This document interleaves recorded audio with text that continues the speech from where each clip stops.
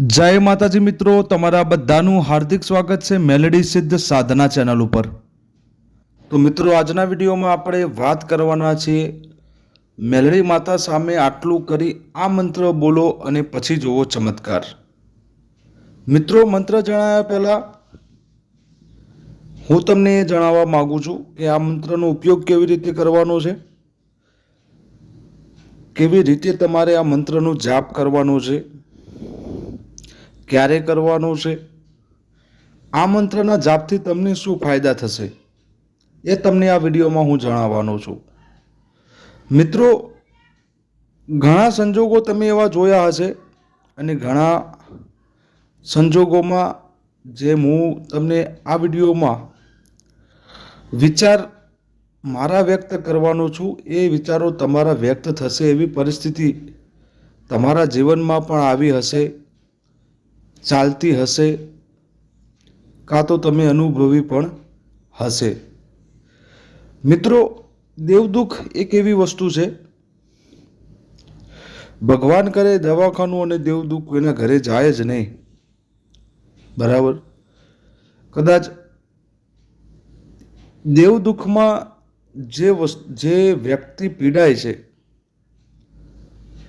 અને એનું મોટું કારણ એ પણ છે કે અત્યારે જ્યારે તમે દેવદુખથી ગુજરતા હો ત્યારે જે તમારા સલાહકારો છે, તમને એવું લાગે છે કે આમના જોડેથી અમને સહાયતા મળશે, અમારું દેવદુખ નીકળશે, એ જ ઉપરથી તમને ખાયમો ધકેલતા હોય છે।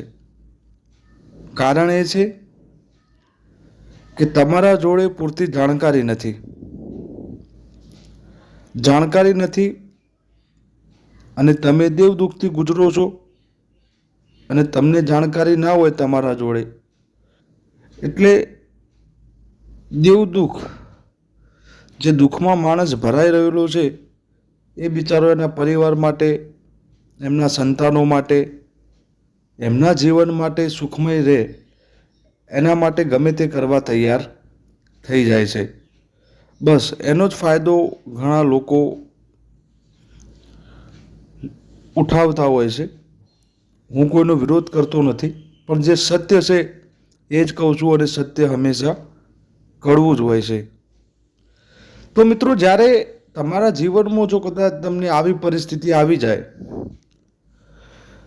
જેમ કે તમે એ ડિસાઈડ ના કરી શકો કે કર્મની કઠિનાઈ છે કે દેવદુખ છે, ઘણા બધા ભૂવા ભોપાળા કરી દીધા, ઘણા બધા વણ વારણ કારણ જે પણ તમારાથી થતું હતું, જે પણ તમે કરી શકતા હતા તમારા પરિવાર માટે, તમારા સંતાનો માટે, કે આ જે વિકટ પરિસ્થિતિ ચાલે છે એમાંથી અમે બહાર નીકળીએ, ત્યારે મિત્રો અમુક ટાઈમ પછી તમને એક ડાઉટ આવી જાય મનમાં કે શું ખરેખર જ આ દેવદુખ છે? હવે એવો ડાઉટ એટલે આવતો હોય કે જો કદાચ દેવદુખ જ હોય, તો આટલું બધું કરાયા છતાંય અમે કેમ આ વસ્તુથી ઉઘરી શકતા નથી, કેમ અમે બહાર નથી નીકળતા? જે ભુવાજી કહે છે, જે ભુવાજીના સેવક કહે છે, જે દેવ ધૂણીને કહે છે અમે બધું કરવા તૈયાર હોય, બધું અમે કરીએ છીએ, બધું અમે કરી લીધું, છતાંય અમારે સુખનો સૂરજ કેમ નથી ઉગતો? કેમ અમારા દુઃખનો અંત નથી આવતો? જો આ પરિસ્થિતિમાંથી તમે ગુજરી રહ્યા છો, અત્યારે ગુજરો છો, કોઈ દેવ દુઃખમાંથી ગુજરો છો, કર્મની કઠિનાઈ છે, તમને જે પણ પ્રોબ્લેમ હોય, અને તમે જો માતા મેલડીને માનતા હોય તો મેલડી માતા સામે આટલું કરી આ મંત્રનો ખાલી તમારે જાપ કરવાનો છે અને પછી તમારે ચમત્કારનો અનુભવ કરવાનો છે। મિત્રો, માતા મેલડી એક કળિયુગની દેવતા છે, એ કળિયુગની દેવી છે, એ એવી શક્તિ છે કે માતા મેલડી તમારા કુળમાં હોય કે ના હોય, તમારા પેઢીમાં હોય કે ના હોય, પણ માતા મેલડી એક એવું દેવ છે કે જ્યારે એને સાચા હૃદયથી, જ્યારે તમે સાચા હૃદયથી એને સાદ કરો એટલે હાજર થાય થાય અને થાય. કન્ડિશન ખાલી એટલી જ છે કે એ સાદ હૃદયથી થવો જોઈએ. એમ નહીં કે લાવો ભાઈ વિડીયો જોઈ લીધો છે તો આ પણ અનુભવ કરી લઈએ. ના, તમારું મન કે જ્યાં સુધી, જ્યારે મન તમારું દુઃખોથી ઉભરાઈ જાય ને, એટલે તમે જ્યારે એક વેદનાથી માતાજીને આરાધ કરો અને એ આરાધમાં તમારા આંખોમાંથી આંસુ આવી જાય, એ આરાધ દેવ જોડે જાય અને એ આરાધ સાંભળી એ દેવને આવવું જ પડે. અને માતા મેલડી એ ડાક અને હાક સાથે અત્યારે પણ હાજરા હજુર કળિયુગમાં એના પરચા છે. એમાંથી ખાલી એક ચમત્કારી મંત્ર તમને જણાવું છું. સાચા હૃદયથી, સાચા ભાવથી, તમારા કુળમાં હોય કે ના હોય દેવ, તમારા પેઢીમાં હોય કે ના હોય, પણ એકવાર આ મંત્રનો જાપ કરી અને જે પણ પરિસ્થિતિ છે એ બધી માતા મેલડીના ચરણોમાં સોંપી થોડોક જ ટાઈમ એ માતા મેલડી ઉપર, કળિયુગની દેવી, હાજરા હજુર મારી ઉગતા પળની પ્રિયા પ્રભાતની મેલડી ઉપર વિશ્વાસ રાખી બસ આ મંત્રનો ચમત્કાર એકવાર અનુભવ કરજો. તમારી બધી મુશ્કેલીઓ ખાલી માતા મેલડીના ચરણોમાં નાખી ધ્યાન ધરી અને ખાલી આ જ મંત્રનો તમારે જપ કરવાનો છે. તો મિત્રો, મંત્ર કંઈક આ પ્રકારનું છે. પહેલાં હું તમને મંત્ર જણાવું.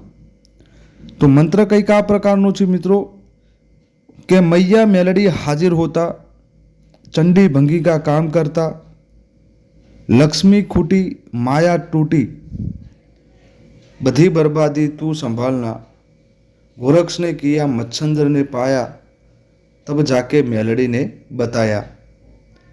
મંત્ર તમે સાંભળેલો પણ હશે. મંત્ર સાબર મંત્ર છે, પણ કદાચ તમે આ મંત્રનો ચમત્કાર કે અનુભવ નહીં કર્યો હોય, કારણ કે તમારા જોડે જાણકારી નથી. મિત્રો, કોઈ વિધિ નથી આ મંત્રની. તમે ખાલી કોઈ પણ એવો સારો દિવસ ના મળે, મંગળવારનો દિવસ પકડી લેવાનો, સાંજનો સમય લેવાનો.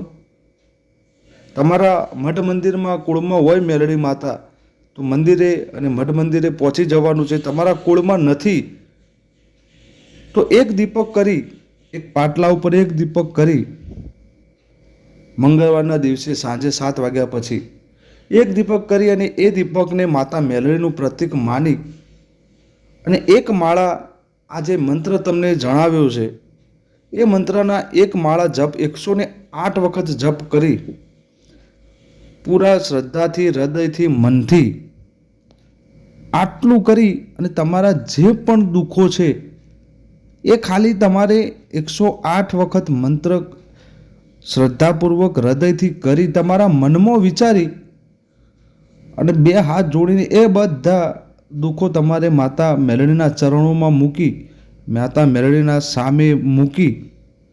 તમારે કોઈને નથી કહેવાનું. તમે જાણો છો અને દેવ જાણે છે. વિશ્વાસ કરો મિત્રો કે તમે આટલું કરશો,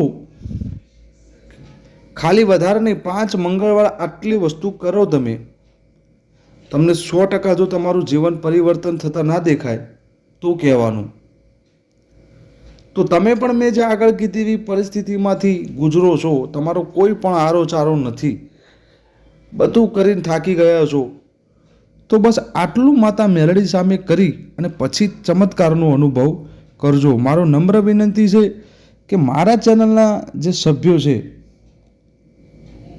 અને એ કોઈ પ્રોબ્લેમમાં, કોઈ દુઃખમાં, દેવગતિના હોય, કર્મની કઠિનાઈ હોય, વાટનું ઘાટનું, ચરાનું ચાપટાનું, ધા પુકાર, વેરી દુશ્મન, કોમણ ટોમણ, કુદરતી અંગ પીડા જે હોય,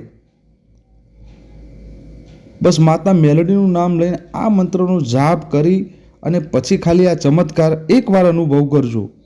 મારી 100%નો મારો અનુભવ છે એમ તમને પણ જણાવું છું એકવાર આ અનુભવ કરી આ ઉપાય જરૂરથી કરજો અને આ વિડીયોને સેવ કરજો. જે પણ માણસ આ અનુભવ કરે એના પછી છૂટ છે. તમે ગમે તેવો તમારો અનુભવ હોય તમે આવીને કોમેન્ટ કરી શકો છો. 5 મંગળવાર આટલું કરી જુઓ. 100% હું સાથી ઠોકીને કહું છું કે તમે 5મા મંગળવારે જ્યારે કોમેન્ટ કરવા આવશો તો કંઈક સારું જ લખશો, એ મારી ગેરંટી છે. તો મિત્રો, વધારે વિડીયો લાંબો નથી કરવો. વિડીયો શોર્ટ કરવા માગું છું કારણ કે મારા વ્યૂ માટે, વોચ ટાઈમ માટે આ વિડીયો બનાવ્યો નથી. મારો આ વિડીયો બનાવવાનો મોટિવ છે કે મારા જે ચેનલના સભ્યો છે એ કોઈ પ્રોબ્લેમમાંથી ગુજરતા હોય તો નીકળી જાય, ખોટી જગ્યાએ ના ભરાઈ રહે અને માતાના દેવના શરણોમાં જાય, ના કે કોઈ ભૂવા ભરાડી તાંત્રિક જોડે. તો ચાલો મિત્રો, આ વિડીયોમાં આટલું. મળીએ હવે નવા વિડીયો સાથે. ત્યાં સુધી જય માતાજી, જય મેલડીમાં, હર હર મહાદેવ.